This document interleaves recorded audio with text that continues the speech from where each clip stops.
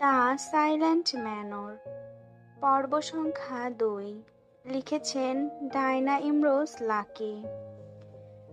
মীর চিরকুটের বলা বাক্যটি রাফিদকে বলল।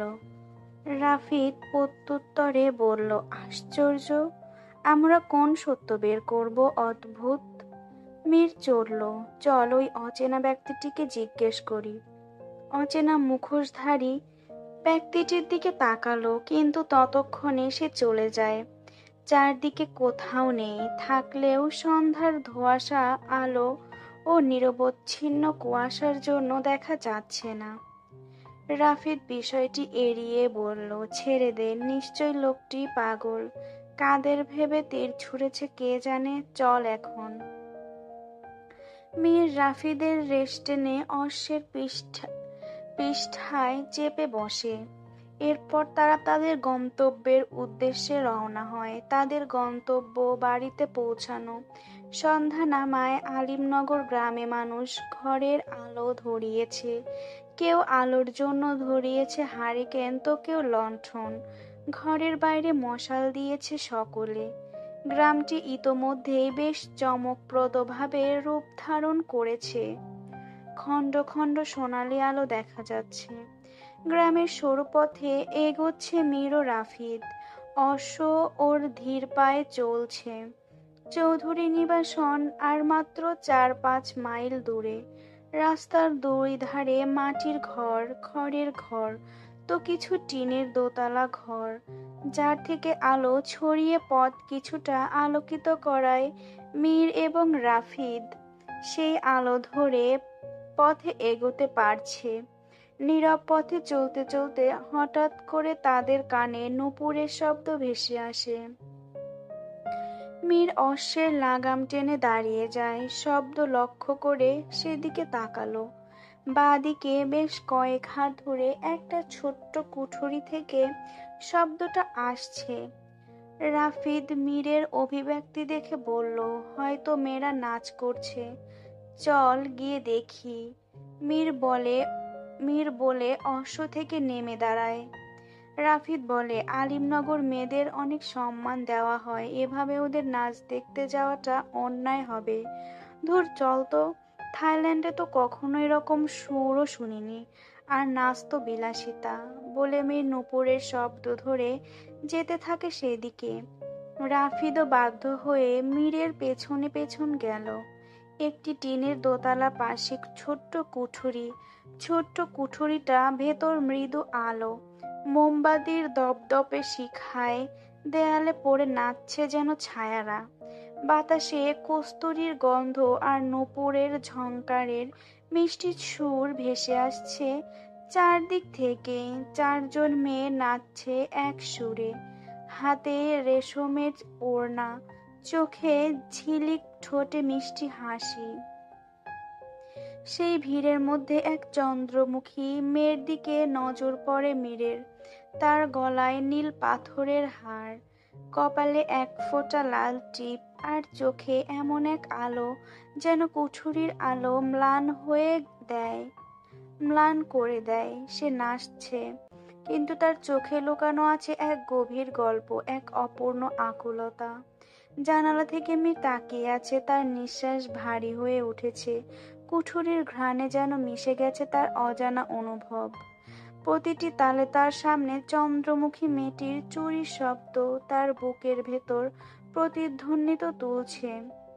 বাইরের কুয়াশার ঘনত্ব হয়েছে, কিন্তু কুঠুরির ভেতরে নাচ থামেনি। সেখানে শুধু চোখের ভাষায় চলছে এক অদেখা সংলাপ। মীরের পেছনে দাঁড়িয়ে আছে রাফিদ। রাফিদ মীরকে লক্ষ্য করে বলল, আমাদের গ্রামের স্কুলের মাস্টারের মেয়ে। জীবনে একবার ওর দিকে তাকিয়ে মুচকি হাসি দিয়েছিলাম। দুর্ভাগ্যবশত সেটা বাবা দেখে ফেলে, আর সেদিন বলেছিল আমাদের গ্রামে মেয়েদের দিকে যেন কখনো চোখ তুলে না দেখি। ভারী সুন্দরী, নাচনেওয়ালি। যাই হোক, এখন চল। মীর এবং রাফিদ পেছন ঘুরে যেতে তাদের সামনে কিছু লোক পড়ে। ৩ জন বয়স্ক লোক, তখন তাদের মাঝে উপস্থিত হয় আব্দুল মোতালেব হোসেন। তিনি রাফিদ এবং মীরকে দেখে কিছুটা আকস্মিক হকচকিয়ে গেল। তারা নিজেদের মধ্যে চাওয়াচাওয়ি করলো, মীর এবং রাফিদও। এরপর আব্দুল মোতালেব মীর এবং রাফিদের উদ্দেশ্যে বলল, তোমরা তো জমিদার বাড়ির ছেলে, তা এত রাতে এখানে কি ব্যাপার, কিছু হয়েছে? রাফিদ তখন মীরকে ফিসফিস করে বলল, নাসনেওয়ালির বাবা।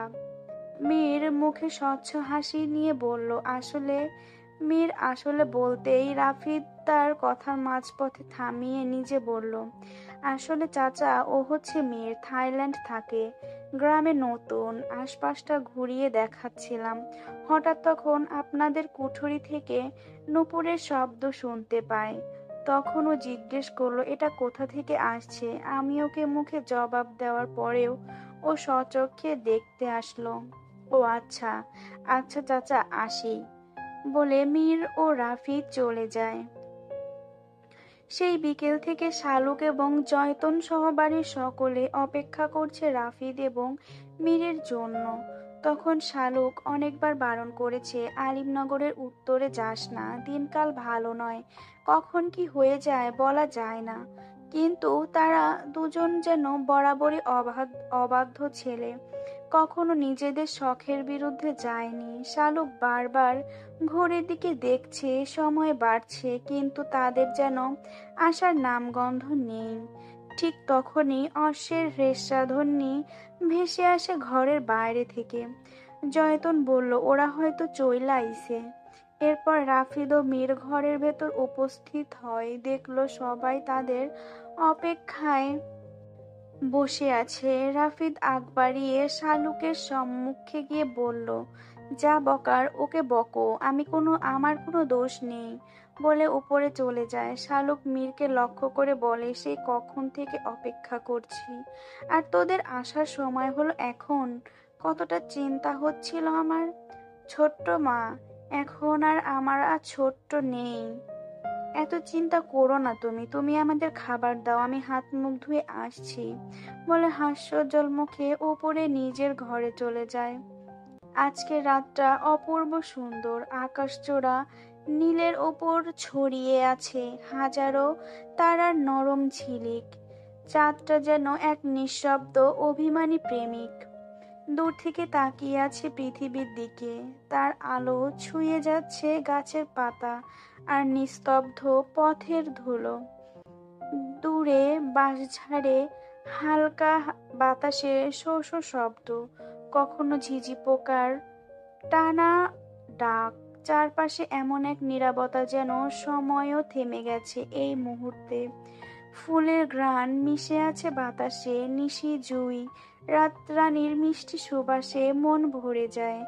এমন একটি রাত এক একজন এক একভাবে উপভোগ করছে। কেউ এক কোণে নদীর ধারে দাঁড়িয়ে নদীর স্রোত উপভোগ করছে, নদীর স্রোতে যেন সে হারিয়ে গেছে কল্পনার জগতে। আবার কোথাও কোনো এক জানালার এক টুকরো আলো ঝলমল উপভোগ করছে কেউ। কে জানে, হয়তো কারো চোখে ঘুম আসেনি এত রাতেও। রাতটা সুন্দর, শুধু সুন্দর নয়, রহস্যময়, যেন তার নীরবতার ভেতরে লুকিয়ে আছে কোনো গল্প, কোনো অজানা প্রতীক্ষা। রাত্রি একান্তই উপভোগ করছে মীর। ছাদের এক কোণে বসে সে। রাফিদ এতক্ষণ এখানেই ছিল। এরপর কজন অনুচারী এসে তাকে ডেকে নিয়ে যায় গুরুত্বপূর্ণ দরকার বলে। মীর এর পরনে সাদা রঙের পাঞ্জাবি, সাদা পাজামা, তার ওপর শীত চাকাতে কালো রঙের শাল জড়ানো, ডান হাতে সিগারেট। মীর উপলব্ধি করলো তার পেছনে কেউ দাঁড়িয়ে আছে। মীর সিগারেটের ধোঁয়া ছেড়ে বলল, পেছনে কেন দাঁড়িয়ে, সামনে এসো। মায়া বেশ উস্কোখুস্কো হয়ে মীরের সামনে এলো। এরপর বেতের চেয়ারের ওপর বসে পড়ল। আপনি আমার দিকে না দেখেই কিভাবে বুঝলেন আমি আপনার পেছনে দাঁড়িয়েছিলাম? মীর অ্যাশট্রেতে সিগারেট নিভিয়ে বলল, তোমার উপস্থিতি তো খুব ছোট্টবেলা থেকেই টের পেয়ে আসছি, আর এখন পাবো না? মায়া মৃদু হেসে বলল, আজ কোথায় গিয়েছিলেন? আলিমনগর গ্রামটি শেষবারের মতো ঘুরে দেখছিলাম। শেষবারের মতো মানে? মায়ের কাছে বাক্যটি অস্বাভাবিক মনে হলো। মানে হলো কিছুদিন পর তো চলেই যাব, তারপর কবে না কবে আসা হবে তা তো ঠিক নেই। এখানে থেকে গেলেই তো পারেন। মা আপনাকে খুব স্নেহ করেন, আপনি চলে গেলে সে কষ্ট পাবে। আর তুমি? মীর চোখ টান করে প্রশ্ন করলো মায়াকে। মায়া ভ্রুকুঞ্চিত করলো। আমি মানে? আমি বললেই কি আপনি এখানে থেকে যাবেন নাকি? আজব। একবার বলেই দেখো, থেকে যেতেই পারি। মায়া জবাব দেওয়ার মতো কোনো ভাষা খুঁজে পেল না। মীর মজা করছে নাকি সত্যি বলছে সে বুঝতে পারছে না। তখন তৃষ্ণার বলা একটি কথা তার কানের কাছে ভেসে ওঠে। বিদেশি ছেলে, সে দেশে না জানি কত প্রেমিক আছে তার। তার আবার প্রেমে পড়িস না। মীর মায়ার ভাবনা ভাঙিয়ে দেয়, বলল, এই রূপসী, কি ভাবছো? মায়া হন্তদন্ত হয়ে দাঁড়িয়ে যায়, বলল, আমি ঘরে যাই, অনেক রাত হয়েছে, জবাবটা তো দিয়ে যাও। মায়া এবার কিছুটা উচ্চস্বরে বলল, আপনি থেকে গেলেও বা কি, না থাকলেও বা কি, আমার এতে কিছু যায় আসে না। বলে মীরের সামনে থেকে যেতেই রাফিদ হাজির হয়। রাফিদ মায়াকে দেখে বলল, তুই এত রাতে এখানে কি করছিস? মাঝরাতে মেয়েদের বাইরে বের হওয়া নিষেধ, ভুলে গেছিস? মায়া থতমত খেয়ে বলল, ভাই, তোকেই খুঁজতে আসছিলাম। কিসের জন্য? রাফিদের যেন টান টান উত্তেজনা। মায়া রাফিদের অভিব্যক্তি দেখে ভয় পেল। মায়া নিরুত্তর। রাফিদ পুনরায় বলল, কিছু হয়েছে? কেউ কিছু কি বলেছে? মায়া কিছু না বলেই ছাদ থেকে চলে যায়। রাফিদ বিড়বিড় করে বলল, অদ্ভুত। রাফিদ বসে পড়ে মীরের সামনে, একটা সিগারেট হাতে নেয়। সিগারেট ধরিয়ে বলল, মায়া হঠাৎ কেমন আচরণ করলো। মীর হেসে বলল, ও কিছু নয়, আমি একটু কোমল আচরণের সাথে ঠাট্টা করছিলাম। রাফিদও ঠাট্টার ছলে বলল, শালা, তোর স্বভাব গেল না। মীর রাফিদের রেশ টেনে বলল, শালা, বুঝে শুনে বলছিস তো? এই, আমার বোনের দিকে নজর দিস না। তুই শালা ডেকে ফেলেছিস রাফিদ, কথা এড়ালে চলবে না। বলে দুইজনে হাসিতে তলিয়ে যায়। তাদের এমন দৃশ্যটি ছাদের ছোট্ট গাছের আড়াল থেকে দেখছে বাড়ির নতুন কাজের লোক বুলবুল। ও বেশ কিছুক্ষণ ধরে ছাদে উপস্থিত। বুলবুলের বয়স আনুমানিক ৩৫, উচ্চতা ৫ ফুটের মতো, শ্যামবর্ণের শরীর, মাথার একটা শীতের টুপি, গায়ে মোটা সোয়েটার। কান পেতে মীর এবং মায়ার কথোপকথন এতক্ষণ শুনছিল। এখন রাফিদ এবং মীরের হাসি যেন ওর সহ্য হচ্ছে না। মীর এবং রাফিদ হাসি থামিয়ে দিল। মীর ছাদের রেলিং ধরে রাফিদকে লক্ষ্য করে জিজ্ঞেস করলো, মাস্টারের মেয়ের নাম কি রে? তুই জেনে কি করবি? কি করব বুঝতে পারছিস না? হেয়ালি না করে বল। রাফিদ মলিন কণ্ঠে বলল, মোহিনী। মীর বলল, অসম্ভব সুন্দর নাম। ঠিক ওর মতোই নামটি সুন্দর। রাফিদ বলল, তুই আসলে একটা নষ্টা শালা।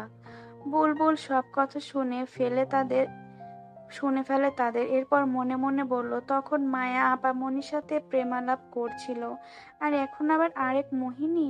তুই বড় চালাক মীর, তুই গাছেও খাবি, তলারও কুড়বি। না, এটা হতে দেওয়া যাবে না, আমাকে এর পদক্ষেপ নিতে হবে। রাত বাড়লে সবাই ঘুমিয়ে পড়ে, কিন্তু চোখে ঘুম নেই মায়ার। মায়া ও তৃষ্ণা ঘরের একটা দোলনা আছে, দোলনাতে মায়া বসে ধীর স্থির ভাবে দোল খাচ্ছে, দুপা উঠিয়ে বসা দোলনায়। দোলনা চলার শব্দ পেলে তৃষ্ণা জেগে উঠে ঘুম থেকে। ঘরে আলো নেভানো, জানালা থেকে চাঁদের আলো এসে ঘরটি আলোকিত করেছে। তৃষ্ণা চোখ কচলে তাকালো পাশে, মায়া নেই। এরপর শোয়া থেকে উঠে বসে, দেখে মায়া না ঘুমিয়ে দোলনায় চেপে বসে আছে। খুবই উদ্বিগ্ন দেখাচ্ছে মায়াকে। তৃষ্ণা শান্তভাবে মায়াকে জিজ্ঞেস করলো, তুই এখনো ঘুমাসনি কেন? রাত অনেক হলো। মায়া দোল খাচ্ছেই খাচ্ছে। তার চোখ তার চোখও পলকহীন। তৃষ্ণা বিছানা থেকে নেমে মায়ার কাছে গিয়ে তার গায়ে হাত দিয়ে বলল, কি হয়েছে তোর? মায়া তখন তৃষ্ণার কথা যেন শুনতে পেল, কিছু নয়, ঘুম আসছে না। তুই যা ঘুমা, আমায় বিরক্ত করিস না। তৃষ্ণা বলল, কি ভাবছিস আমায় বল, ভালো লাগবে। মায়া জবাব দিল না, দোলনা থেকে উঠে জানালার পাশে দাঁড়ায়। তৃষ্ণা তার পেছন পেছন গেল, আবার প্রশ্ন করলো, মীরের কথা ভাবছিস? মায়া ঘুরে তাকালো তৃষ্ণার দিকে, এরপর দৃষ্টি সরিয়ে বাইরে নেয়। খোলা প্রকৃতির দিকে তাকিয়ে বলল, একটু আধটু ভাবছি, কিন্তু আমার ভাবনার মূল কারণ হলো অচেনা বাঁশির সুর। সেদিন কে বাঁশি বাজাচ্ছিল?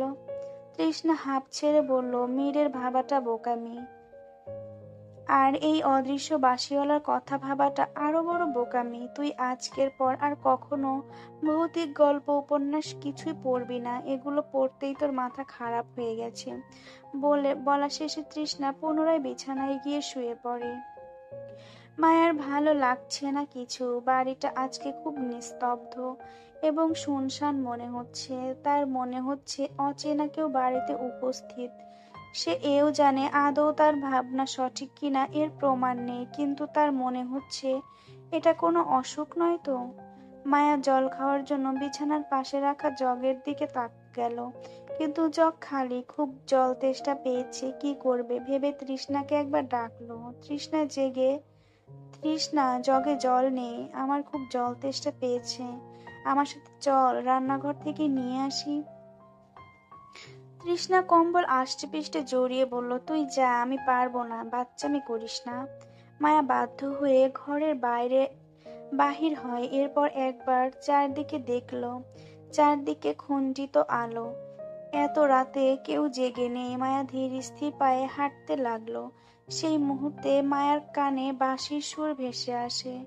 মায়া থমকে গেল। মায়া ক্ষুদ্র জানালা থেকে সুর যেদিক থেকে আসছে সেদিকে তাকালো। ঠিক কিছুটা দূর থেকে সুরটি ভেসে আসছে, সেই অচেনা সুর।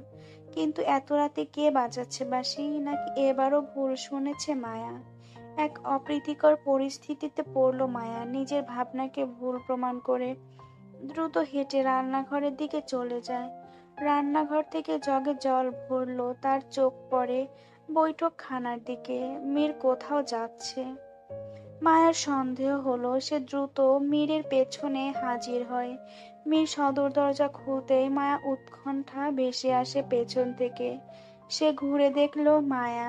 মায়া মীরের মুখোমুখি হয়ে সন্দেহজনক প্রশ্ন করলো, আপনি এত রাতে কোথায় যাচ্ছেন?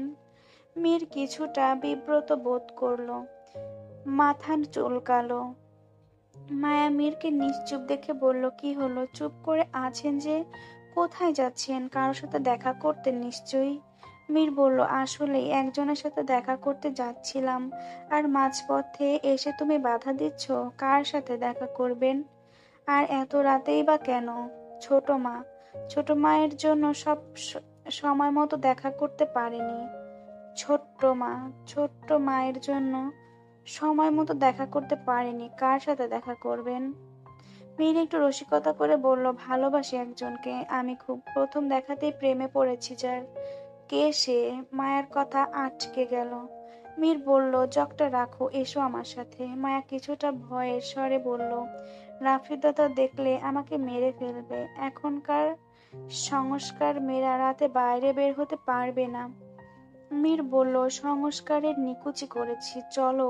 বলে জগটা মায়ার থেকে নিয়ে পাশের সোফায় রেখে তার হাত ধরে ঘরের বাইরে নিয়ে যায়। মায়া এই প্রথমবার মাঝরাতের পর পুরুষের সাথে চৌকাঠ পেরিয়েছে বাড়ির।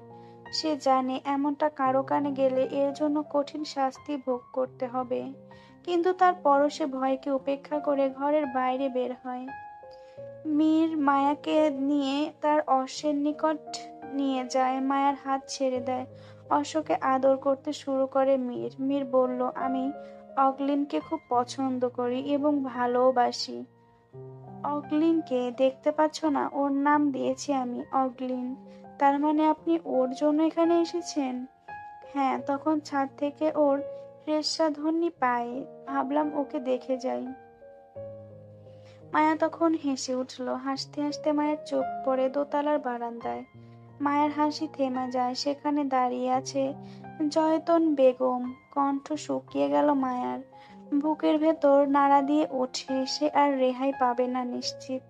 সে মাঝরাতে ঘরের বাইরে বের হয়েছে, সেটাও একজন পুরুষের সাথে, যে কিনা খালাতো ভাই। সংস্কার অনুযায়ী বিয়ের আগে নিজের বাবা, ভাই এবং রক্তের সম্পর্ক ব্যতীত অন্য কোনো পুরুষের সাথে বাড়ির মেয়েরা মিশতে পারবে না। মায়া নিশ্চিত এর জন্য তাকে শাস্তি পেতে হবে, কিন্তু মীর, সে তো নির্দোষ। মায়ের জন্য মীর শাস্তি পাবে? মায়া ভয়ে আধমরা হয়ে গেল। মীর দেখলো মায়া চুপচাপ। কিছু হয়েছে তোমার? না, চলুন ঘরে যাই, কেউ দেখলে সমস্যা হবে। কারা দেখবে? অনুচারীরা তো দেখছেই, তাদের দেখায় কিছু যায় আসে না। মায়া মীরের সাথে কথা না বাড়িয়ে দৌড়ে ঘরে চলে গেল। আজ সোমবার। আমজাদ চৌধুরী এবং থমাস শন বাড়ি ফিরেছেন সকালেই মাত্র। সারা রাত ট্রেনে ছিল, ফিরেছে ভোর 6টার দিকে। বুলবুল সংবাদ পেয়ে একজন ড্রাইভারকে পাঠিয়েছিল গাড়ি দিয়ে তাদের নিতে। এখন বেলা 11টা। সকাল 6টা থেকে 10টা অবধি দুজনে একটু ঘুমিয়ে নিয়েছে। আমজাদ এবং থমাস শন পাশাপাশি বসা, তাদের সামনে শালুক, জয়তন এবং সাহানারা বসা। মানুষ কর্মজীবন থেকে বিদায় নিলে অবসরে থাকতে হয়। আমজাদ দীর্ঘ সময় থাইল্যান্ডে ব্যবসা করেছে, এরপর দেশে ফিরেছে। আজ 2 বছর হয়। এখন তিনি গ্রামে সবার দেখভালে ব্যস্ত। গ্রামে জমিদার তিনি, তার একটা দায়িত্ব আছে। গ্রামকে তার সঠিকভাবে নিয়ন্ত্রণ করতে হয়, যেমনি করে সরকার তার দেশের জন্য। এই বলে যেন আমজাদ আর অবসর পেল না। ব্যবসা থেকে মানুষ মূলত অবসর নেয় না, কিন্তু বিদেশে ব্যবসা করলে তাকে দেশে ফিরতেই হয়। গ্রামের কৃষকদের কৃষিকাজের জন্য অনুপ্রাণিত করেছে আমজাদ। গরিব মধ্যবিত্ত পরিবার যেন না খেয়ে সেই না খেয়ে না থাকে, সেই প্রচেষ্টা তিনি আগেও করেছেন, এখনো করছেন। আজ সকালে ফিরে সবাইকে অবাক করে দিল আমজাদ ও থমাস। তাদের আসার কথা ছিল 2 দিন পরে, কিন্তু আজ শেষ হওয়াতে চলে আসে। আমজাদ ছোট্টবেলার কথা তুলল, মজার ঘটনাগুলো। তার রেস্টুরেন্টে জয়তন ও তার ছোট্টবেলার কথা বলতে বলতে হাসিতে তলিয়ে যায়। তখন রাফিদ এসে সোফায় বসে, তার মুখটা খুব গম্ভীর। সবাইকে হাসতে দেখে রাফিদ বলল, এত হাসছো কেন সকলে? আমজাদ থেমে বলল, তুই হাসতে মানা করছিস? জানিস হাসলে অনেক উপকার হয়। ইমিউন সিস্টেম শক্তিশালী করে হাসলে শরীরের ইমিউন কোষ ও অ্যান্টিবডির কার্যক্ষমতা বাড়ে, ফলে অসুখ বিসুখ কম হয়, হৃৎপিণ্ড সুস্থ রাখে। হাসলে রক্ত সঞ্চালন ভালো হয়, রক্তচাপ নিয়ন্ত্রণ থাকে এবং স্ট্রেস কমায়। থেমে পুনরায় জিজ্ঞেস করলো আমজাদ, শুনেছি মীর এসেছে, ও কোথায়? ও ঘুমাচ্ছে বোধহয়, বলল শালুক। তখন থমাস বলল, আমজাদ, আমি এসেছি অনেকদিন, আমাদের এখন চলে যাওয়া উচিত। একটা নির্দিষ্ট সময় দেখে সব গোছগাছ করে চলে যেতে হবে। শালুক একটু উতলা হয়ে প্রশ্ন করলো, থমাসকে মীরকেও নিয়ে যাবেন? থমাস একটু হেসে বলল, ওকে আর কই রেখে যাব? যত বড় হোক আমার সন্তান, আমার কাছে এখনো বাচ্চাটি। ওকে রেখে তো আমি থাকতে পারবো না। মীর চলে যাবে? মীরকে নিয়ে যাবে? কথাটি মোটেই ভালো লাগেনি শালুকের। রাফিদেরও ভালো লাগছে না। তার চলার পথে একজন সঙ্গী হয়েছিল সে, বন্ধু বলে ডেকেছে, এখন সে চলে যাবে। রাফিদ উদ্ভ্রান্ত হয়ে যায় ও বেশ হন্তদন্ত হয়ে নিজের ঘরে চলে যায়। আমজাদ শালুকের দিকে তাকালো। শালুক মীরকে নিজের গর্ভের সন্তানের মতোই ভালোবাসে। শালুক চায় মীর এখানেই থেকে যাক, কিন্তু থমাসের অধিকার বেশি নিজের সন্তানের প্রতি। আমজাদ শালুককে সান্ত্বনা দেওয়ার জন্য বলল, আহ, তুমি মন খারাপ কেন করছো? মীর কি এখনই চলে যাচ্ছে? আরো কিছুদিন পরে যাবে। বেলা বাড়ছে। মায়া সকাল থেকে ঘরের মধ্যে বসে আছে। সে ইতোমধ্যে খবর পেয়েছে আমজাদ বাড়ি ফিরেছে। হয়তো জয়তন গতকাল রাতের ঘটনা বলেও দিয়েছে আমজাদকে। আমজাদ হয়তো অত ওত পেতে আছে তাকে প্রশ্নবিদ্ধ করার জন্য, শাস্তি দেওয়ার জন্য। তাকে শাস্তি দিবে, তাতে তার আক্ষেপ নেই, কিন্তু তার জন্য মীর শাস্তি পাবে, এটি মায়া যেন মানতে পারছে না। তখনই মায়ার ঘরে শেফালি উপস্থিত হয়। এ কি মেম সাহেব, আপনি ঘাপটি মাইরা বইসা আছেন যে? মায়া তখন কিছুটা রেগে বলল, তোকে না বলছি আমায় মেম সাহেব ডাকবি না, শুধু আপা নয়তো মায়া, সে যা ডাকমু, আপনি যা কইবেন। কিন্তু ওদিকে মীরবাবু বোধহয় বিদেশ চইলা যাইব সেই কথাবার্তা চলতেছে। কথাটি শোনা মাত্রই মায়া উঠে দাঁড়ালো। তার হৃদয়ে কিছুটা থক থক শব্দ করলো। এরপর বিছানা থেকে ওড়নাটা নিয়ে এলোমেলো চুলেই বৈঠকখানায় চলে গেল। সেখানে উপস্থিত রাফিদ, মীর, জয়তন, আমজাদ এবং থমাস। রাফিদ মীরকে ঘুম থেকে ডেকে নিয়ে এসেছে তখন। এতক্ষণ বেশ আড্ডা জমিয়েছিল তারা। মায়াকে দেখে আমজাদের কাছে ডেকে নেয়। মায়ার ভালো মন্দ জিজ্ঞেস করে আমজাদ। মায়া কিছু না বলে আমজাদের কাঁধে মাথা রাখে। তখন জয়তন আমজাদকে লক্ষ্য করে নির্বিকার কণ্ঠে বলল, আমি কি বলি বাপ, মায়া অহন বড় হইছে, বিয়ার উপযুক্ত হইছে, ওরে যত তাড়াতাড়ি সম্ভব বিয়ে দেওয়ানের ব্যবস্থা কর। তখন থমাস জয়তনের রেশ টেনে বলল, তাহলে আরো ভালো হবে, আমরা মায়ের বিয়েটা দেখেই যেতে পারবো। কি বলিস মীর? মীর বেশ উৎফুল্ল হয়ে বলল, এটা দারুণ সংবাদ, আমিও এটাই চাই। মেয়েদের বিয়ে হয়ে গেলেই ঝামেলা মুক্ত। আমজাদ কয়েক সেকেন্ড চুপ থেকে বলল, আমাকে ভাবতে হবে, বিয়ের ব্যাপার স্যাপার তো, এত ভাবন লাগবো না, যা করবি তাড়াতাড়ি, বলে জয়তন পান মুখে দিল। মায়া কোনো জবাব দিল না, সে বিয়ের জন্য অপ্রস্তুত। কিন্তু জয়তন গতকাল রাতের ঘটনা কাউকে বলেনি। এটাও মায়ের কাছে অস্বাভাবিক মনে হচ্ছে। সেই ঘটনা ঘিরেই জয়তন বিয়ের কথা বলেছে সে নিশ্চিত, কিন্তু গতকালের ঘটনা জেনে সকলের চুপ থাকার কথা নয়। তাদের আলাপ আলোচনার মাঝেই তিনজন অনুচারী উপস্থিত হয়। এসে আমজাদ চৌধুরীকে লক্ষ্য করে বলল, সর্দার, দুজন লোক আসছে, আপনার খোঁজ করছে। কারা? শহর থেকে আসছে, কারা জানি না। এরপর আমজাদ সহ বাকিরা ঘরের বাইরে বের হয়। রান্নাঘর থেকে শালুক এবং সাহানারা সহ সবাই ঘরের বাইরে উপস্থিত হয়।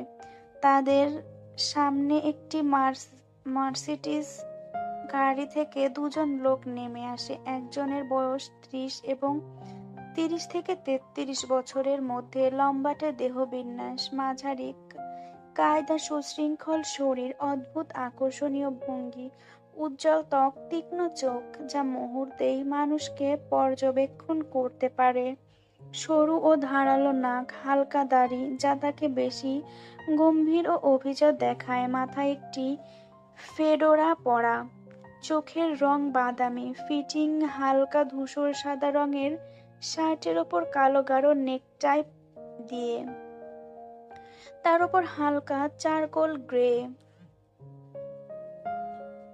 ব্লেজার, সাথে ফিটেড ট্রাউজার সাধারণত ডার্ক কালার, পায়ের কালো চামড়ার ক্লাসিক লো হিল বুট, তার সাথে জন ওনার সহকারী। দেখে বোঝা যাচ্ছে। আমজাদ সহ সবাই তার দিকে এগিয়ে গেল। আমজাদ আগ বাড়িয়ে জিজ্ঞেস করলো, আপনি কে? যুবকটি আমজাদের দিকে হাত বাড়িয়ে দিল। আমি ডিটেকটিভ আহির মির্জা। গত 4 দিন আগে পশ্চিম পাড়ায় একজন লোককে ঘর থেকে ডেকে নিয়ে মেরে ফেলেছে একদল লোক। আমি সেই খুনের তদন্ত করতে এসেছি। খুনের কথাটি শুনে আমজাদ বিস্মিত হয়ে গেল, দৃষ্টি এদিক সেদিক করলো। তখন তার ম্যানেজার উপস্থিত হয়। সে আমজাদের গা ঘেঁষে বলল, ঘটনাটি আমি আগেই জানতে পেরেছি, কিন্তু আপনি গ্রামের বাইরে থাকায় জানাইনি। আমজাদ আহিরকে লক্ষ্য করে সম্মানের সাথে বলল, আপনি ভেতরে চলুন। আহির সহ সকলে ভেতরে গেল। রাফিদ এবং মীর দুজনে ঘরের সামনে দাঁড়িয়ে আছে।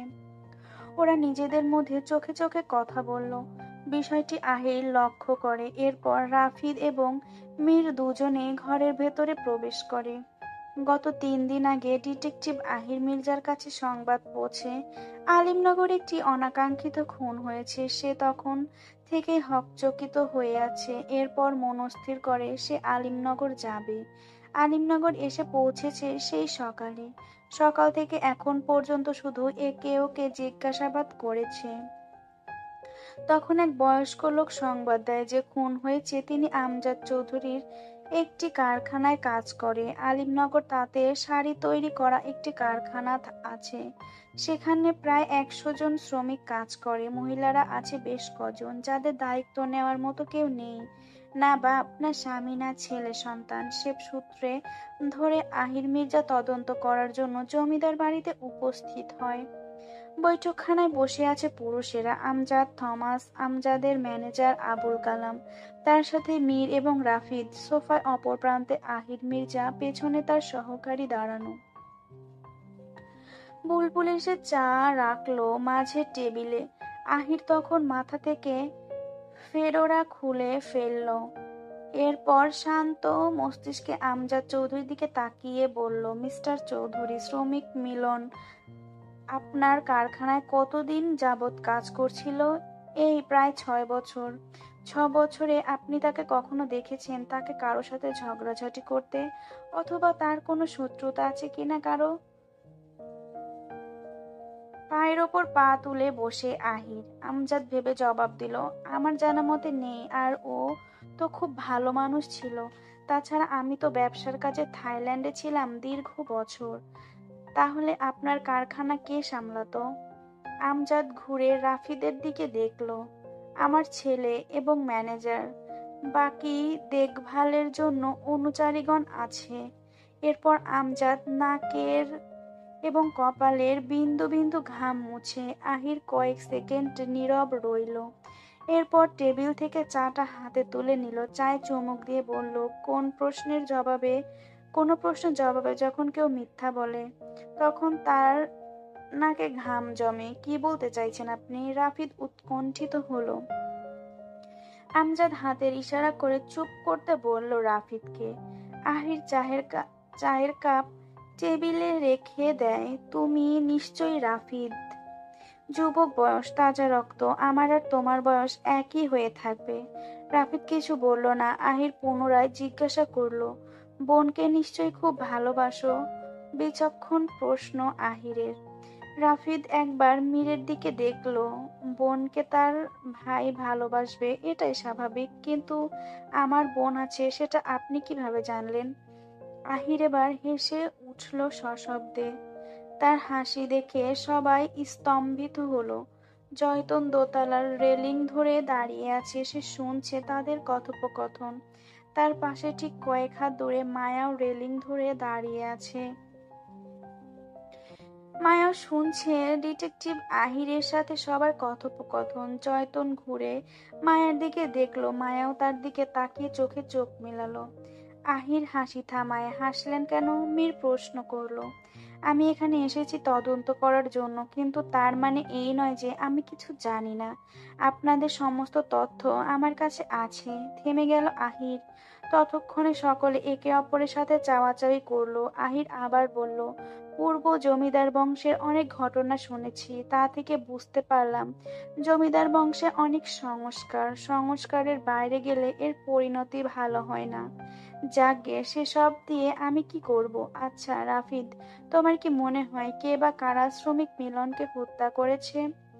রাফিদ কিছুটা অপ্রতিভ হয়ে জবাব দিল, তা আমি কিভাবে জানবো?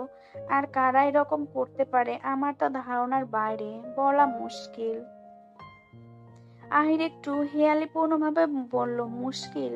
প্রশ্ন দূর এবং জবাব মেলাতেই তো আমি এসেছি। আমজাদ কিছু ভেবে বলল, আপনার তদন্ত করতে কতদিন সময় লাগবে? যতদিন না সত্যটা উন্মোচন করতে না পারবো। সোজাসাপটা জবাব যেন আহিরের। আমজাদ বলল, যতদিন না আপনার তদন্ত উদ্ঘাটন না হয় ততদিন পর্যন্ত আপনি এখানেই থাকবেন। আমজাদ থেমে বুলবুলকে লক্ষ্য করে বলল, বুলবুল, ওনাদের জিনিসপত্রগুলো অতিথি ঘরে দিয়ে আয়। এরপর আহিরের দিকে তাকিয়ে বলল, আর কিছু জানার আছে? এই মুহূর্তে বিশ্রাম দরকার। যদি মস্তিষ্কে বেশি চাপ পড়ে তবে ধারণ ক্ষমতা লোপ পায়। আমার সময় মতো যখন তখন জিজ্ঞেস করে নেব যা জানার বাকি। এখন যাই। বলে উঠে দোতলার দিকে যেতেই থমকে দাঁড়ায়। ঘুরে তাকালো মীরের দিকে, তাকে জিজ্ঞেস করলো, তুমি কে? আমি মীর জাফান শন, এখানে বেড়াতে এসেছি। আহির চলে যায় অতিথি ঘরে। সাথে তার সহকারী। মীরকে প্রশ্ন করার বিষয়টি থমাসের ভালো লাগেনি। সে কোনোভাবেই চান না তার ছেলে বিনা কারণে হয়রানির শিকার হোক। থমাস আমজাদকে ভরসা দিয়ে বলল, চিন্তা করিস না এসব নিয়ে। খুনটা কে বা কারা করলো তা তদন্ত করলে বিষয়টি পরিষ্কার হয়ে যাবে। তুমি তো জানো থমাস, আমি আমার শ্রমিকদের ভালোবাসি। ওর প্রাণটা চলে গেল, তার উপর আমার কারখানা, না জানি দুর্নাম ছড়িয়ে পড়ে। এরকম কিছুই হবে না, সাহস রাখো। আহির খুব বুদ্ধিমান, সে ঠিকই সব রহস্য উন্মোচন করবে, তাই যেন হয়। দিন ফুরিয়ে একটা সুন্দর বিকেলের আগমন ঘটল। আকাশে তখন হালকা কমলা রঙের আভা, যেন সূর্য বিদায়ের আগে পৃথিবীকে শেষবারে ছুঁয়ে দিতে চায়। চারদিকে জুড়ে মৃদু হাওয়া, পাতার মর্মর শব্দে মন ভরে যায়। দূরে কোনো নাম না জানা পাখি ডাকছে টানা সুরে, যেন দিনের শেষে সেও ঘরে ফিরেছে। দূরে দূরে গাছের নিচে শিশুরা হাসি চিৎকার দৌড়ঝাঁপ করছে। মাঠের ধারে কয়েকজন কৃষক ক্লান্ত শরীর নিয়ে বসে বিশ্রাম নিচ্ছে। কারো হাতে চায়ের কাপ, কারো চোখে তৃপ্তি। পুকুরের জলে সূর্যের শেষ আলো ঝলমল করছে। জলটা যেন সোনায় মিশে গেছে, বাতাসে এক ধরনের শান্তি, মাটির গন্ধে এক অদ্ভুত প্রশান্তি। সব মিলিয়ে বিকেলটা এমন যে মনে হয় পৃথিবী যেন একটু থেমে গেছে, শুধু নিঃশব্দে বলছে আজকের দিনটা সত্যিই সুন্দর। কিন্তু মায়া ফের বলতে ইচ্ছে করছে, না, দিনটা সুন্দর নয়, বরং নিজেকে বিষিয়ে তোলার মতো একটি দিন। মায়া বাড়ির বাগানে বসে আছে। সকালে হঠাৎ তার বিয়ের আলোচনা করেছে সকলে। সবার অভিব্যক্তি দেখে তখন বোঝা গিয়েছিল সবাই রাজি। আর মীর যেন একটু বেশিই খুশি। কিন্তু সে এখন বিয়ের জন্য প্রস্তুত নয়। তার থেকেও বড় বিষয়, সে মীরকে ভালোবেসে ফেলেছে, কিন্তু এটা কাউকে বলতে পারছে না। মীর বোধহয় তাকে ভালোবাসে না, সেটাও মায়া বুঝতে পারছে। সে বড্ড বিষণ্ণ হলো। একটা মৃদু বাতাস আসে, তার চুল উড়িয়ে দিল। দূর থেকে পায়ের শব্দ এলো, হয়তো তৃষ্ণা আসছে ডাকতে, কিন্তু মায়া উঠল না। বাগানের নিস্তব্ধতার ভেতরে সে নিজের সঙ্গে কথা বলছিল, নিজের ভবিষ্যতের সঙ্গে এক অদৃশ্য লড়াই করছিল। মায়ার পাশের চেয়ারে এসে বসে মীর। মীরের পরনে পাঞ্জাবি, সাদা পাঞ্জাবিতে মীরকে খুব সুদর্শন দেখায়, এটা বলেছে শালুক। তার ওপর একটা শাল পেঁচিয়ে রেখেছে। দিনের শেষ প্রহরে শৈত্যপ্রবাহ ধীরে ধীরে বেড়ে যায়। মায়া মিষ্টি রঙের একটা থ্রি পিস পরেছে, গলায় পেঁচানো ওড়না, সুতি কাপড়ের থ্রি পিস, কোনো শীতের পোশাক নেই পরনে। মীর তখন নিজের গায়ের শালটা খুলে মায়ার পেছন থেকে জড়িয়ে দেয়। মায়া আকস্মিক অবাক হলো। এতক্ষণ তার পাশে মীর ছিল, সে খেয়াল করেনি। মায়া মুখ ফিরিয়ে নিল। মীর আবিষ্ট কণ্ঠে বলল, বিয়ের কনে রাগ করে আছে দেখছি। বিয়ের কনেকে সবসময় হাসি খুশি থাকতে হয়। আমার বিয়ে নিয়ে আপনার ভাবতে হবে না। তা কি করে হয়? তোমার বিয়ে নিয়ে অনেক শখ আছে। গ্রামের বিয়ে কখনো সচক্ষে দেখিনি, কিন্তু এখন আমি ঘনিষ্ঠ আত্মীয়ার বিয়ে দেখব, অনেক আনন্দ হবে। কি বলো তুমি? মায়া মীরের দিকে তাকিয়ে বলল, সত্যি খুব আনন্দ হবে? মীর মায়ার চোখের দিকে তাকায়, তার চোখে জল। মীর কিঞ্চিত অবাক হয়ে বলল, তুমি কাঁদছো কেন? তুমি কি বিয়েতে রাজি না? আর আমরা তো তোমার বিয়ে এখনই দিচ্ছি না। তোমার পছন্দের কেউ থাকলে বলতে পারো। বলো, আছে কি? মীরের এরূপ প্রশ্নে মায়া নিশ্চিত হলো এর মীরের মনে তার কোনো স্থান নেই। তৃষ্ণা ঠিকই বলেছি, বিদেশি ছেলে ফিরে আবার বিদেশেই চলে যাবে। হয়তো এর মনেও কোনো না কোনো বিদেশিনীর বসবাস। মায়া দৃষ্টি সরিয়ে ফেললো, বলল, অবশ্যই আমি বিয়েতে খুশি। বাবা যে ছেলে পছন্দ করবে আমি তাকেই বিয়ে করব, বলে বাগান থেকে ঘরের ভেতরে চলে যায়। মীর মায়ার যাওয়ার পানে দেখে বলল, মেয়েদের আর কিছু থাক বা না থাক, রাগ থাকবেই। আর এদের রাগের কখনো কোনো ব্যাখ্যাও হয় না। ব্যাখ্যা থাকলেও বলতে চায় না। অদ্ভুত, খুবই অদ্ভুত। মীরের কাছে উপস্থিত হয় আহির।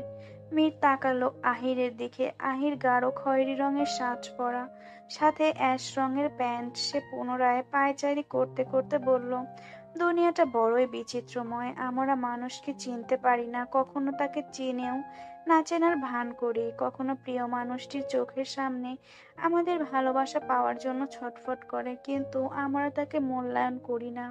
আর যখন সে মানুষটা আমাদের থেকে অনেক দূরে চলে যায়, তখন আমরা আর্ত চিৎকার করি, কিন্তু মানুষটি আর ফিরে আসে না। মীর দাঁড়িয়ে বলল, এসব আমাকে শোনাচ্ছেন কেন? তুই আমাকে তুই বলে সম্বোধন কর, আমরা তো পাশাপাশি বয়সের। মীর মসৃণ হেসে বলল, হঠাৎ করে তুইটা আসবে না, তবে কোনো এক পরিস্থিতিতে চলে আসবে তুই ডাকটি। আমি সেই পরিস্থিতির জন্য অপেক্ষা করছি বলে হাসে আহির। মীর ও আহির দুজনে বাড়ির চৌকাঠ পেরিয়ে সরু পথ ধরে হাঁটতে লাগলো। মীর একটি সিগারেট ধরালো। সিগারেট খেলে ক্ষতি হয়, আহির বলল। মীর সিগারেট ফুঁকে বলল, ক্ষতি হবে জেনেও জীবনে ঝুঁকি নেই আমরা, হয় শখের জন্য নয় সুখের জন্য। আহির গভীর শ্বাস ফেলে বলল, শেষমেশ শখ ও পূর্ণ হয় না, সুখেও দেখা মেলে না, কিন্তু হৃদয় দিব্যি পড়ে যায়। প্রতিদিন সিগারেট খাও? না, মাঝে মধ্যে। মীর সিগারেট ফেলে দেয়। আহিরের দিকে তাকিয়ে নীরব বিভ্রান্তি নিয়ে বলল, আপনি সত্যিই ডিটেকটিভ তো? আহির ঘুরিয়ে প্রশ্ন করে, তুমি সত্যিকারের ডিটেকটিভ নয়তো? মীর হেসে উঠল।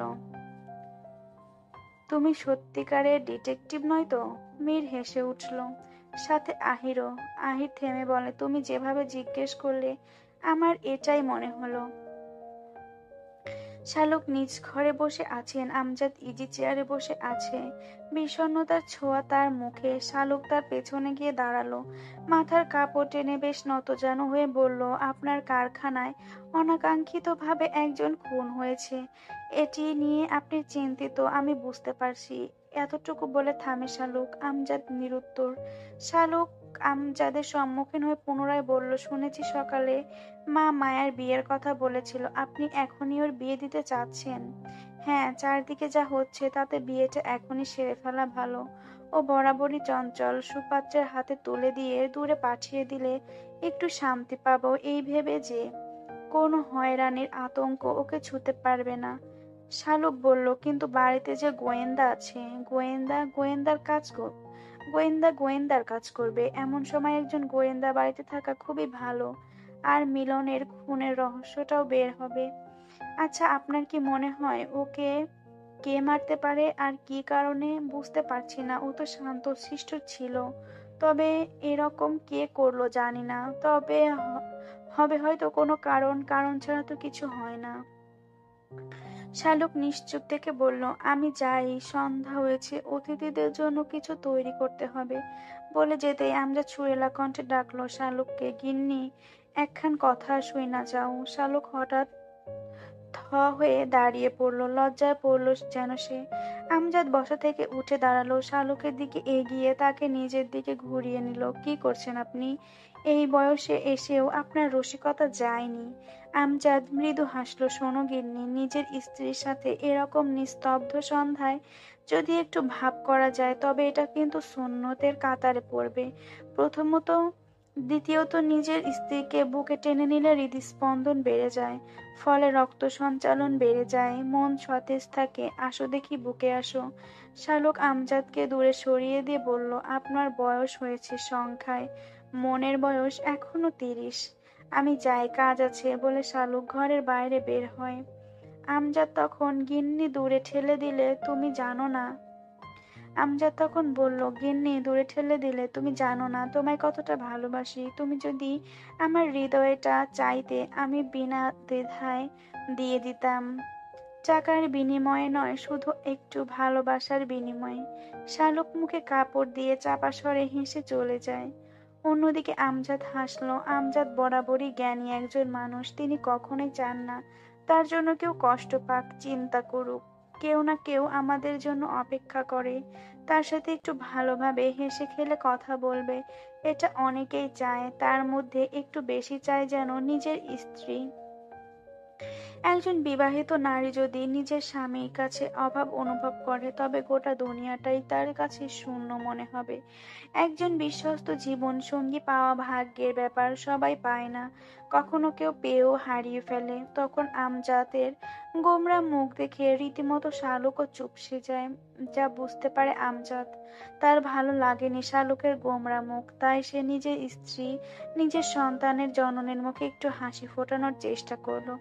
কোনো স্বামী যদি ঘুম থেকে উঠে নিজের স্ত্রীর কপালে চুমু খেয়ে বলে আজকে সারা দিনটা আমার ভালো কাটবে, কেননা ঘুম থেকে উঠেই যে সর্বপ্রথম তোমার মুখ দেখেছি, বিশ্বাস করুন এতে স্বামীর দিনটা ভালো যাক বা না যাক, কিন্তু একজন স্ত্রী সারাটা দিন ভালো কাটে। সন্ধ্যা হয়ে এলো। আহির এবং মীর হাঁটতে হাঁটতে অনেকটা দূরে চলে যায়। একটা টং দোকানের সামনে দুজনে বসে কিছু লোক চা খাচ্ছে। মীর 2 কাপ চা চাইলো, দোকানি চা বানিয়ে দেয়, 2 কাপ রং চা। আহির চায়ে চুমুক দিল। মীর বলল, আপনি বিয়ে করেছেন? না। কেন? ভালোবাসিনি কখনো কাউকে। তাহলে পারিবারিকভাবে বিয়েটা করে নেন। বিয়ে না করলে তো জীবনটা অসম্পূর্ণ থেকে যাবে। এত টাকা পয়সা খ্যাতি দিয়ে কি করবে, কি হবে? আহির হাসে। তার হাসিতে লুকিয়ে আছে রহস্য। মনের মতো মেয়ে পেলে ভেবে দেখব। এই গ্রামে অনেক মেয়ে আছে, কাউকে পছন্দ হলে বলবেন, আমি ঘটক পাঠাবো। বলা শেষে দুজনেই হাসে। চা শেষ করলো, মীর দোকানিকে টাকা পরিশোধ করলো, এরপর বাড়ির উদ্দেশ্যে রওনা হয়। মীর তাড়া দিল, দ্রুত যেতে হবে, একটা বাহন হলে ভালো হতো। বলে আশেপাশে তাকালো মীর। কোথায় যাবে? আমি আর রাফিদ একটু বের হব দরকারি কাজে, আপনাকে পরে বলবো। এরপর একটি ঘোড়ার গাড়ি চোখে পড়ে, জমিদার বাড়ির রাস্তার দিকে যাচ্ছে। মীর দাঁড় করিয়ে দেয়। সারথি বলল, সাহেব, একজন মাইয়া মানুষ আছে, ওর মধ্যে আপনাদের নিলে ওর অসুবিধা হইতে পারে। মীর জানে এখানে মেয়েদের অনেক মূল্যায়ন করা হয়। মেয়েটির অসম্মান হলে তার দায় আমজাদ চৌধুরীকেই দিতে হবে। মীর সারথিকে যেতে বলতে চাইল, কিন্তু আহির আটকে বলল, তারা আছে, যেতে হবে, ওর কোনো অসুবিধে হবে না বলে মীরের হাত ধরে ঘোড়ার গাড়িতে উঠে বসে দুজনে। সারথি তার পথে চলতে থাকে। আহির ভেতরে বসা, মীর সামনের দিকে।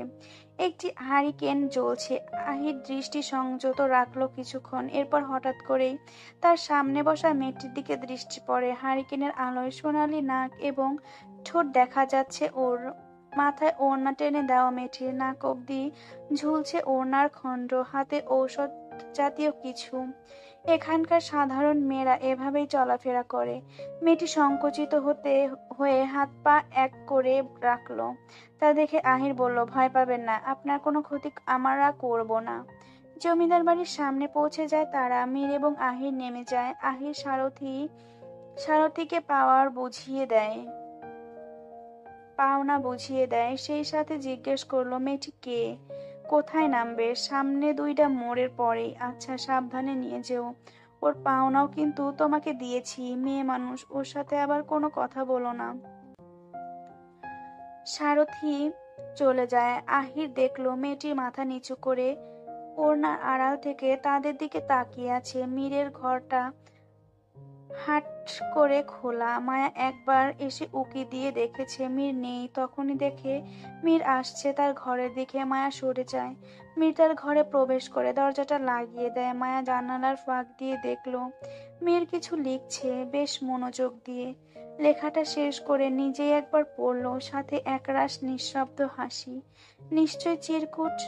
মায়ার কাছে তখন শেফালি উপস্থিত হয়। মায়া ইশারায় শেফালিকে চুপ থাকতে বলল। মীর চিরকুটটি পাঞ্জাবির পকেটে রাখলো, এরপর ঘর থেকে বের হয়ে রাফিদের ঘরের দিকে হাঁটতে লাগলো। মায়া ও শেফালি আড়ালে লুকিয়ে পড়ে। এরপর দুজনের কৌশলে মীরকে অনুসরণ করে। মীর রাফিদের ঘরে চলে গেল। রাফিদ ঘরে বসে কিছু কাগজপত্র নিয়ে ঘাটাঘাটি করছিল। মীর তার ঘরে প্রবেশ করে দরজা পুরোপুরি লাগায়নি, হাট করে খোলা। মায়া সাহস করে রাফিদের ঘরে ঢুকতে পারল না। কিন্তু মীর কি লিখছে এটা যে তার জানতে হবে, কিন্তু কিভাবে? মায়ের মাথায় তখন চট করে বুদ্ধি চলে এলো। শেফালিকে মায়া বলল, তুই ভাইয়ের ঘরে যা, ঘর মোছার কথা বলে ঘর মুছতে শুরু করবি, আর তারা কি বলে শুনবি। শেফালি বলল, যদি ভাইয়া বুঝতে পাইরা আমারে কিছু কয় বললে শুনবি। বলে মায়া শেফালিকে ধাক্কা দিয়ে রাফিদের ঘরে পাঠিয়ে দেয়। রাফিদ এবং মেয়ের মাঝে হঠাৎ শেফালি উপস্থিত হয়। তারা কিছুটা স্তম্ভিত হয়। রাফিদ কিছু বলার আগে শেফালি হাসতে হাসতে বলল, দাদা বাবু, ছোট মালকিন কইছে আপনার ঘরের নাকি ময়লা পড়ছে, তাই আমারে মুছতে পাঠাইছে। বলা শেষে নিচে বসে নিজের ওড়না দিয়ে ঘর মোছা শুরু করে। রাফিদ কিছু বলতে চাইলে মীর বাধা দিয়ে বলল, বারান্দায় চল। রাফিদকে নিয়ে মীর বলল, আমি মোহিনীর জন্য একটা চিঠি লিখেছি, চল দিয়ে আসি। কিন্তু রাফিদ নাকচ করলো। মীর তখন বেশ জোরাজুরি করলো রাফিদকে। এরপর রাফিদ মোহিনীদের বাড়ির উদ্দেশ্যে যেতে রাজি হয়। ব্যর্থ শেফালি। তারা কথা বলার জন্য বারান্দায় গেলে শেফালি ঠিক করে কিছু শুনতে পায়নি। কি বলেছে তারা, শুধু দেখেছে মীর রাফিদকে জোরাজুরি করছে। এরপর রাফিদও মীর ঘর থেকে বেরিয়ে যায়। শেফালি মায়ের কাছে উপস্থিত হয়। মায়া বেশ উদ্বিগ্ন হয়ে বলল, কি বলেছে তারা? আমি যাওয়াতে ওনারা বারান্দায় গেছে কথা কইতে, আমি ঠিক মতো কিছুই শুনি নাই। তবে এইটা বুঝতে পারছি, ওই মীর বাবু রাফিদ বাবুরে অনেক জোরাজুরি করছে। মায়া এমন কথা শুনে বলল, চল আজ ওদের পিছু নেব, দেখবো ওরা কোথায় যায়। কিন্তু বাড়ির কেউ যদি টের পায়, কেউ কিছু বুঝতে পারবে না, চল। ঘরের বাইরে গাড়ি রাখা। আজ আর অর্শ নিয়ে তারা বের হয়নি। গাড়ি নিয়ে বের হয়। মীর ড্রাইভিং সিটে, রাফিদ পাশে। তারা বাড়ির চৌকাঠ পেরিয়ে চলে যায়। তাদের পিছু নেয় মায়া ও শেফালি। তারা অশ্ব নিয়ে বের হয়। শেফালি প্রথমবার অশ্বের পিঠে চেপেছে, খুব ভয় পায় সে। কিন্তু মায়া খুব জোর করলো। এরপর তারাও চলে যায় বাড়ির চৌকাঠ পেরিয়ে। বিষয়টি লক্ষ্য করে আহির মির্জা। বাড়ির সামনে বসা ছিল সে, সিগারেট টানছিল। যত দ্রুত সম্ভব মিলনের কেসটি সমাধান করতে হবে, এরপর শহরে ফিরতে হবে তার। কিন্তু কেসটি তার কাছে একটু জটিল মনে হলো অন্যান্য কেসের তুলনায়। মিলনের হত্যাকাণ্ডের বিষয়টি ঘিরে এখন পর্যন্ত যে সে জমিদার বাড়ির লোকদেরই সন্দেহ করছে, কিন্তু কতটুকু তার সন্দেহ সঠিক তা যে জানতে হবে। সিগারেট ফেলে দেয়, তারপর তার গাড়ি নিয়ে বের হয় রাফিদ এবং মীরকে অনুসরণ করার জন্য। তখন মীর বলেছে, একটা দরকারি কাজ আছে। কিন্তু কি জিজ্ঞেস করলে উত্তর মেলেনি। আহিরের সন্দেহ হয় আব্দুল মোতালেব হোসেন আজ বাড়িতে নেই, শহরে গেছেন কাজের জন্য। যাওয়ার আগে বারবার মোহিনীকে বলে গেছেন, যতদিন আমি না ফিরবো ততদিন ঘরের বাইরে বের হবে না, কুঠুরি পর্যন্ত যাবে না। এখন ঘরে শুধু মোহিনীর মা। মোহিনী কথা শোনেনি তার বাবার। তার কাছে মেয়েরা নাচ শিখতে এসেছে, সে তালে তাল মিলিয়ে ওদের নাচ শেখাচ্ছে। চারপাশে মোমবাতি জ্বালিয়ে রাখা, সেই আলো ধরেই ওরা নাচছে। ঘুঙুরের শব্দ ভেসে আসছে মীরের কানে। ছোট্ট কুঠুরির পাশে কিছু ফল ও ফুলের গাছ। আব্দুল মোতালেব নিজের হাতে বাগানটি করেছে। তিনি সবসময় বলতেন, বৃক্ষের মতো আপন কেউ হয় না। বৃক্ষ আমাদের ফল দেয়, ছায়া দেয়, অক্সিজেন দেয়। বাগানের ভেতরে দাঁড়িয়ে আছে মীর ও রাফিদ। রাফিদ এখনো বারবার বলছে, চিঠিটা ওকে দিস না। কিন্তু মীর শুনছে না। সে উক্ত সময়ে অপেক্ষা করছে, কখন দিবে। তাদের থেকে কয়েক হাত দূরে মায়া ও শেফালি, আহির ও তাদের লক্ষ্য করছে। বেশ কিছুক্ষণ অপেক্ষা করার পর কুঠুরির মেয়েদের নাচ শেষ হয়। মীর তখন কোনো দিকে না তাকিয়ে সোজা কুঠুরির ভেতরে প্রবেশ করে। মোহিনী হাঁটু ভাঁজ করে বসে পা থেকে ঘুঙুর খুলছিল। তখনই তার সামনে একজোড়া পা উপস্থিত হয়, বাদামি রঙের চামড়ার স্লিপার জুতো পায়ে। মোহিনী কিছুটা আকস্মিক হকচকিয়ে গেল। এরপর ধীরে ধীরে বসা ছেড়ে উঠে দাঁড়ালো। মীরকে দেখে। অন্যদিকে রাফিদ চারপাশ দেখলো, কেউ দেখে ফেললো বলে যদি এরকম ঘটনা কেউ জেনে যায় তবে নির্ঘাত বড় ধরনের ঝামেলা হবে। জমিদার বাড়ির ছেলেদের দুর্নাম হবে। বেশ উসখুস হলো রাফিদ। তার সাথে পেছনে মায়া পাতার আড়াল থেকে মীরকে লক্ষ্য করছে। মোহিনী ভয়ে ভয়ে বলল, আপনি কে, আর এই রাতে আমাদের কুঠুরিতে কেন? গ্রামের কেউ দেখে ফেললে মহা বিপদে পড়তে হবে, চলে যান। মীর বলল, থাকতে আসিনি, চলে যেতেই এসেছি। শুধু তোমাকে একটা জিনিস দিতে এসেছি বলে পাঞ্জাবির পকেট থেকে চিঠিটা মোহিনীর দিকে এগিয়ে দিয়ে বলল, আমি জবাবের অপেক্ষা করব। তুমি ভেবেচিন্তে তোমার মতামত জানিও। আজ রাতটাই তোমার সময়। যদি তোমার উত্তর সহনীয় হয় তবে আগামীকাল সন্ধ্যায় দিঘির পাড়ে এসো। মোহিনী একবার ঢোক গিলল, সতর্কতার সাথে এদিক ওদিক তাকালো। তারপর চিঠিটা হাতে নিল। মীর মৃদু হেসে চলে যায়। মোহিনীর থেকে নাচ শিখতে আসা একজন মেয়ে বলল, তোমার রাজকপাল, জমিদার বাড়ির ছেলের বউ হবে, এই সুযোগ হাতছাড়া কইরো না। পরদিন সকালবেলা চারদিক জুড়ে নিস্তব্ধতা, কুয়াশা আর এক অদ্ভুত শীতল হাওয়া। আলিমনগর, এই গ্রামের নামের মধ্যে যেন লুকিয়ে আছে কোনো পুরনো রহস্যের ছায়া। আহিরের ধারণা, কয়েকদিন আগেই এখানে ঘটেছিল এক অমানবিক হত্যাকাণ্ড। মৃত ব্যক্তির নাম মিলন। নম্র শান্ত স্বভাবের মানুষ। গ্রামে কেউ তার সম্পর্কে খারাপ কিছু বলেনি কখনো। তাহলে মারলো কে? আহির বিমোহিত। কিন্তু 5 দিন আগে সকালে মিলনের নিথর দেহ পাওয়া যায় কারখানার পেছনের গুদামে। চারপাশে ছড়িয়ে থাকা তুলোর গুঁড়া, ভাঙা টেবিল আর রক্তের ছোপে ঢাকা মেঝে যেন চিৎকার করে কিছু বলতে চাইছিল। কারখানার ম্যানেজার আমজাদ চৌধুরীর ঘনিষ্ঠ আবুল কালাম, সে পুলিশকে জানিয়ে প্রথমেই নিজের নির্দোষিতা দাবি করেন। আমি কিছুই জানি না, ডিটেকটিভ সাহেব শান্ত কণ্ঠে বলেছিল সে। ও ছেলেটা সবার প্রিয় ছিল, আমারও। আবুল কালাম প্রথম দিনই আহির মির্জার সাথে কথা বলে। আমজাদ চৌধুরী শুধু শান্ত থেকে জবাব দিয়েছিল গতকাল। কিন্তু ডিটেকটিভ আহির মির্জা জানে, যখন কেউ অতিরিক্ত শান্তভাবে কথা বলে তখন তার ভেতরে লুকিয়ে থাকে কিছু না কিছু। আজ সকালে আহির মির্জা বেরিয়েছেন গ্রামের লোকজনের সঙ্গে কথা বলতে। পশ্চিম পাড়া, মিলনের ঘর, চায়ের দোকান, সবখানে যাচ্ছেন সে। প্রত্যেকের চোখে তিনি খুঁজেছেন ভয়, দ্বিধা কিংবা সত্যের ঝিলিক। আহির তার গাড়ি নিয়ে কাপড়ের কারখানার কাছে একটা চায়ের দোকানে উপস্থিত হয়। গাড়ি থেকে নেমে চারদিকে তাকালো, তার সাথে তার সহকারী। চায়ের দোকানে এসে চা চাইলো। দোকানি এক বৃদ্ধ চা বানিয়ে দিল দোকানি। আহির হাতে নিল। এরপর দোকানিকে জিজ্ঞেস করলো, আচ্ছা চাচা, জমিদারের কাপড়ের কারখানায় শ্রমিক মিলন যে খুন হলো, এই ব্যাপারে আপনি কিছু বলতে পারবেন? দোকানদার ধীরে বলল, বাবু, মিলন ভালো মানুষ ছিল, কিন্তু শেষ কদিন ও কই যাইতো কেডা জানে। চুপচাপ ছিল, যেন কাইন্ডা কিছু ভাবতো। আর কইতো, চাচা যদি মইরা টইরা যায় তবে দাবি রাইখো না। আগে যেন মৃত্যুর সংবাদ পাইছিল। দোকানি দুঃখ প্রকাশ করে। আহির মির্জা চুপ করে থাকলো। তার চোখে স্থির, দূরে কোথাও যেন তিনি একটা সূত্র দেখতে পাচ্ছেন। সম্ভবত এই গ্রামের নিস্তব্ধতার ভেতরেই লুকিয়ে আছে সেই উত্তর। কে বা কারা চেয়েছিল মিলনের খুনি? কি কারণ হতে পারে? ও আগেই কেন মৃত্যুর কথা বলেছে? আহিরের ভাবনা ভাঙানোর জন্য তার সহকারী বলল, স্যার, গতকাল রাতে আপনি মীর রাফিদকে সন্দেহ করে তাদের পিছু নিয়েছিলেন, কিছু পেয়েছিলেন? আহির চায়ের কাপ চেয়ে মেয়েলিকে বলল, মেয়েলিকেস, ওসব নিয়ে ভাবার সময় নেই। আজ সূর্য ওঠেনি, কুয়াশায় ঘেরা চারপাশ। গতকাল রাতে গুরুত্বপূর্ণ কাজ করেছিল যেন মেয়ের। চিঠি সঠিক জায়গায় পৌঁছানোর কাজ। রাতে সময় মতো ঘুমাতে পারেনি, এখন বেঘরে ঘুমাচ্ছে।